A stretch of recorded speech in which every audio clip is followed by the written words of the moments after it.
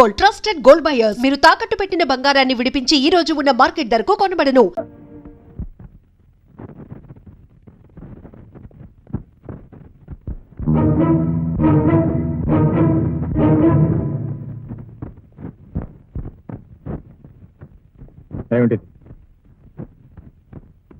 నీకోసమే ఎదురు చూస్తున్నాను. నాకోసం? మరింకెవరి కోసం? నువ్వేగా నా తొలి మగాడివి. నీకు నాకు ఏమిటి సంబంధం? తెలీదా? చీకటి పడేసరికి తల నిండా పువ్వులు పెట్టుకొని గడప దగ్గర ఎదురు చూసే సంబంధం. అసలు అక్కడికి ఎందుకు వచ్చావు? వ్యాపారం చేయడానికి. వ్యాపారం? అవును, నువ్వు కోర్టులో చెప్పిన వ్యాపారం. రోజు రాత్రుల్లో నేను చేసేది, నువ్వు చూసేది. ఆ రోజు నువ్వు నా గదిలోకి వచ్చేసరికి 500 నా చేతిలో ఉంది. ఆ వ్యాపారం. ముందు ఇక్కడి నుంచి బయటకు వెళ్ళావు. ఉన్న మార్కెట్ నుంచా పాడు చేశావు. ఇంకెక్కడికి వెళ్ళను? అరే, అదే కుర్చీ ఇక్కడే ఉంది.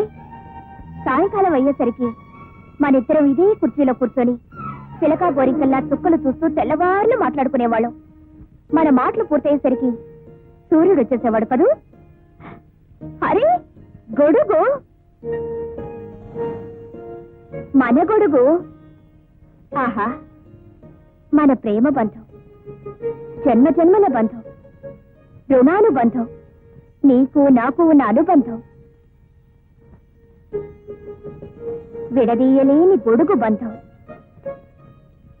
ఎండలో వానలో రాత్రి పగలు ఇదే గొడుగు కింద అడుగుల్లో అడుగు వేసుకుంటూ తిరిగేవాళ్ళం కదూ. అరే, మంచం.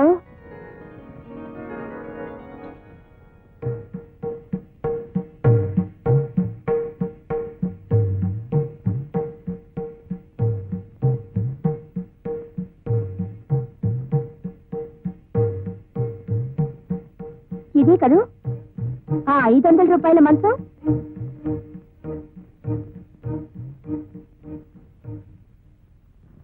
నేను ఇక్కడ పడుకున్నాను, అతను అక్కడ పడుకున్నాడు. ఈలోగా నువ్వు తలుపు తీసావు. ఆ కుర్రాడు నిన్ను చూశాడు, భయపడి అడ్డించి పారిపోయాడు.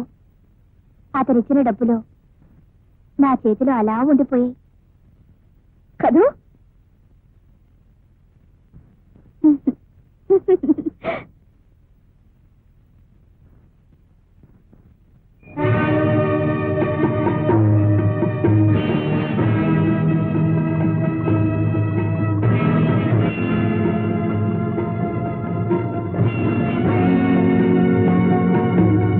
ఏమిటిది?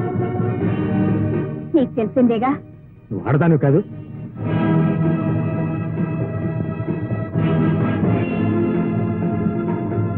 ఆడదన్నా? నేనా? కాదని నువ్వేగా చెప్పావు కోర్టులో. ప్రేమించిన వాడిని మోసం చేశానని, మరొకటితో తిరుగుతున్నానని. చూడు, నీ గురించి నాకు తెలియదు. నీకు అన్యాయం చేయాలని ఉద్దేశంతో మాత్రం ఆ పని చేయలేదు. తెలియని వాడివి నా గురించి తెలిసినట్టు, నాతో కాపురం చేసినట్టు 10 మందిలో ఎలా చెప్పావు? అది నా వృత్తి.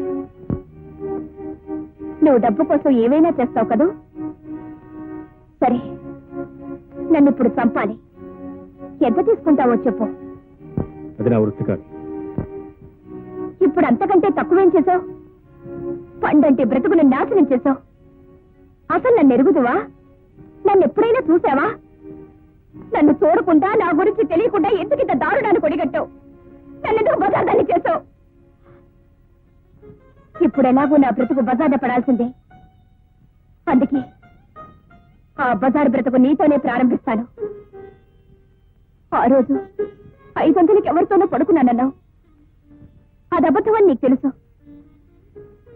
ఆ అబద్ధాన్ని కోర్టులో నిజం చేశావు. ఈ రోజు నుంచి దాన్ని నిజం చేసి బ్రతకాలనుకుంటున్నాను. ఆ బ్రతుకు నీతోనే ప్రారంభిస్తాను. 500 నువ్వివ్వక్కర్లేదు, నేనే నీకు ఇస్తాను. పోనీ కదా. ఇదిగో. ముహూర్తం పెట్టు. దేనికి సిగ్గుపడతావు? నాకు నేను సిగ్గు నీకెందుకు? అసలు సిగ్గనే పదం నువ్వు విన్నావా? దాని అర్థం ఏమిటో నీకు తెలుసా? కనీసం నీకో చెల్లి కూడా ఉండుండదు. ఉంటే తెలిసేది సిగ్గేమిటో, దాని అర్థం ఏమిటో. బహుశా నీకు తల్లి కూడా ఉండుండదు. ఉంటే తెలిసేది ఆడదాని విలువేమిటో. నీలో రక్తం కూడా ఉండుండదు. ఉంటే తెలిసేది లోన బాధ ఏమిటో.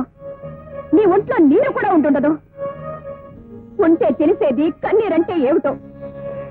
వెధవ డబ్బు కోసం అబద్ధ సాక్ష్యాలు చెప్పి ఇతరుల జీవితాలు నాశనం చేయకు. నీకు డబ్బే ప్రధానమైతే అది సంపాదించుకోవడానికి ఎన్నో మార్గాలున్నాయి. కానీ ఈ రకంగా మనుషుల జీవితాలతో ఆడుకోకు. నా జీవితం ఎలాగో నాశనం అయిపోయింది. భవిష్యత్తులో అయినా ఇంకే ఆడపిల్ల జీవితంతోనూ ఆడుకోకు.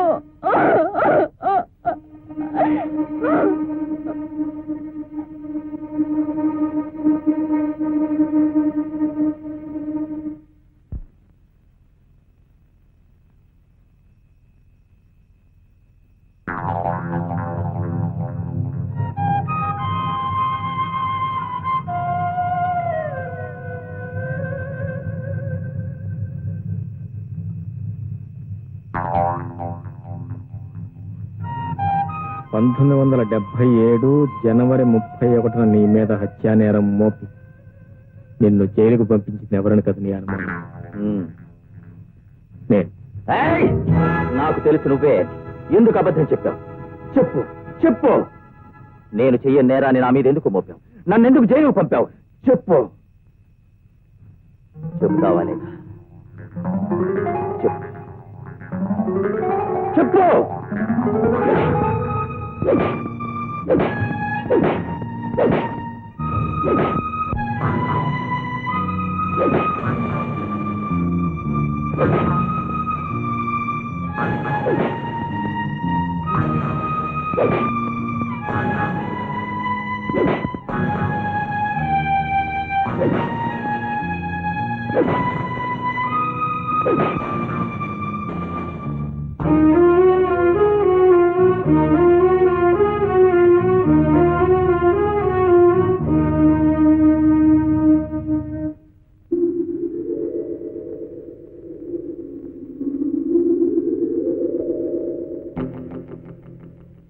కనీసం నీకో చెల్లి కూడా ఉండదు. ఉంటే తెలిసేది సిగ్గేమిటో, దాని అర్థం ఏమిటో. బహుశా నీకు తల్లి కూడా ఉండుండదు. ఉంటే తెలిసేది ఆడదాని విలువేమిటో. నీలో రక్తం కూడా ఉండుండదు. ఉంటే తెలిసేది లోన బాధ ఏమిటో. నీ ఒంట్లో నీరు కూడా ఉండుండదు. ఉంటే తెలిసేది కన్నీరంటే ఏమిటో. వెధవ డబ్బు కోసం అబద్ధ సాక్ష్యాలు చెప్పి ఇతరుల జీవితాలు నాశనం చేయకు. నీకు డబ్బే ప్రధానమైతే అది సంపాదించుకోవడానికి ఎన్నో మార్గాలున్నాయి. కానీ ఈ రకంగా మనుషుల జీవితాలతో ఆడుకోకు. నా జీవితం ఎలాగో నాశనం అయిపోయింది. భవిష్యత్తులో అయినా ఇంకే ఆడపిల్ల జీవితంతోనూ ఆడుకోకు.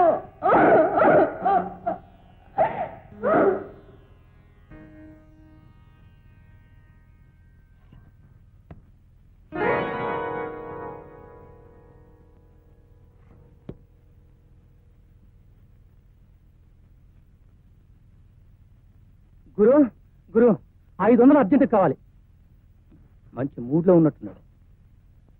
ఆ డబ్బు ముట్టుకోవద్దు. ఏమిటి గురు? అది పాప సొమ్ము. దాన్ని ఎక్కడే చేర్చాలి అక్కడికే చేర్చాలి. ఎక్కడికి చేరుస్తావు గురు? ఆ పిల్ల దగ్గరికా? ఇంకెక్కడి పిల్లలే గురు.